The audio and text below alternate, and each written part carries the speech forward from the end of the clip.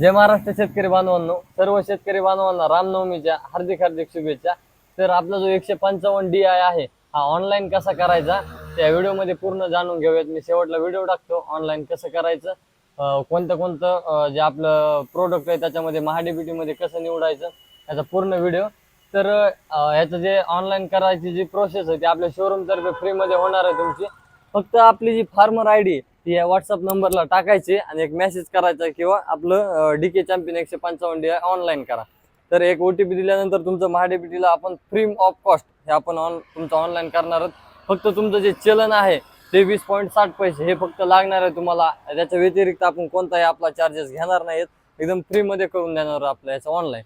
तर याचा तुम्हाला 1 लाख ते 1.25 लाख रुपये अनुदान मिळणार आहे आपल्या या ट्रॅक्टरवरती। त्याला तुम्ही एकदम कपाशीमध्ये, ऊसामध्ये, जे छोटे छोटे पिकं असतील फळबागामध्ये एकदम आरामशीर चालू शकता। आणि याला गव्हर्नमेंटचा टेस्ट रिपोर्ट असल्याने तुम्ही सबसिडी काढू शकता। तर ज्या ज्या शेतकरी बांधवांना हा ट्रॅक्टर खरेदी करायचा आहे, ऑनलाईन करायचा आहे, तर ऑनलाईन करण्यासाठी माझ्या 9049 809 909 या नंबरला तुम्ही आपली फार्मर ID टाका, एक OTP द्या आणि त्याच्यानंतर आपलं हे ऑनलाईन वगैरे होऊन जाईल, तुम्हाला सक्सेसफुलचा मेसेज येऊन जाईल। तर धन्यवाद, भेटूयात नवीन व्हिडिओमध्ये। महाडीबीटी मध्ये अशी आपली ID लॉग इन करून घ्यायची शेतकरी आधार ओळख क्रमांकावरून। परत त्याच्यामध्ये बघू शकता असे ऑप्शन येतात वैयक्तिक माहिती, त्याच्यामध्ये घटक अर्ज करा याला क्लिक करायचं। त्याला क्लिक केलं की इथं आपले तुम्हाला यांत्रिकीकरणात भरायचं आहे, कशात भरायचं आहे त्याचे ऑप्शन येतात। हे बघू शकता ट्रॅक्टरचं चिन्ह येतं कृषी यांत्रिकीकरण, समोर येतं बाबी निवडा, त्याला क्लिक करायचं। हे बघू शकता याला आपण क्लिक केलं, ते क्लिक केलं की तुम्हाला असे ऑप्शन येतात तुमच्यासमोर, मुख्य घटक तपशील। मुख्य घटकामध्ये हे बघू शकता हा घटक निवडायचा, कृषी यंत्रासाठी अर्थसहाय्य।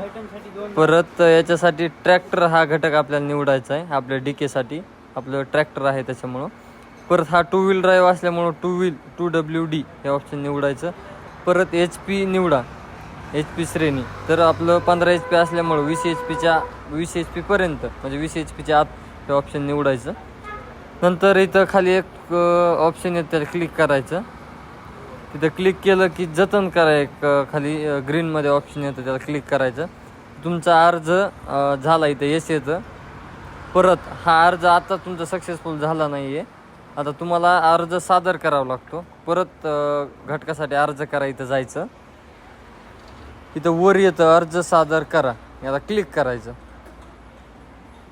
हे बघू शकता आपण क्लिक केलं, इथं अर्ज पहा म्हणून एक ऑप्शन येतं, पहा, ओके केलं, ओके करायचं, अर्ज सादर करा।